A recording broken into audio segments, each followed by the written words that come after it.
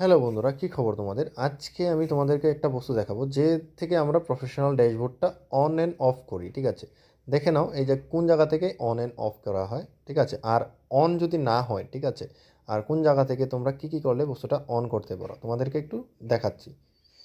এক নম্বর বস্তু হচ্ছে আমরা প্রথমে এই জায়গাতে থ্রি ডটে ক্লিক করে দেবো। থ্রি ডটে ক্লিক করার পর দেখো এই জায়গাতে আমি তোমাদেরকে একটা বস্তু দেখাই। দেখো, এটা হচ্ছে আমাদের প্রফেশনাল ড্যাশবোর্ড। ঠিক আছে, এটা হচ্ছে আমাদের প্রফেশনাল ড্যাশবোর্ড। তো আমাদের প্রফেশনাল ড্যাশবোর্ডটা এই জায়গাতে আমরা যদি ক্লিক করি তো অন অ্যান্ড অফ আমরা করতে পারি। ঠিক আছে, অন অ্যান্ড অফ এই জায়গাতে আমরা চ্যাপ দিয়ে যদি দিই তাহলে এটা আমার অফ হয়ে যাবে। আর এটা বর্তমান আমার অন করা আছে প্রফেশনাল ড্যাশবোর্ড। হ্যাঁ, এই জায়গাতে আরেকটা কথা বলে দিই, যদি প্রোফাইল লক থাকে, লক যদি থাকে, ঠিক আছে, তাহলে তোমাদের প্রফেশনাল ড্যাশবোর্ডটা অন হবে না। তো প্রথমে চেষ্টা করবে প্রফেশনাল ড্যাশবোর্ডটা যদি অন করতে চাও, এক নম্বর বস্তু হচ্ছে লকটা চেক করবে, যে বস্তুটা হচ্ছে তোমাদের ইম্পর্টেন্ট। দুই নম্বর বস্তুটা হচ্ছে যে তোমাদের প্রায়ই ধরনের বস্তুটা পাবলিক থাকতে হবে, পাবলিক থাকতে হবে।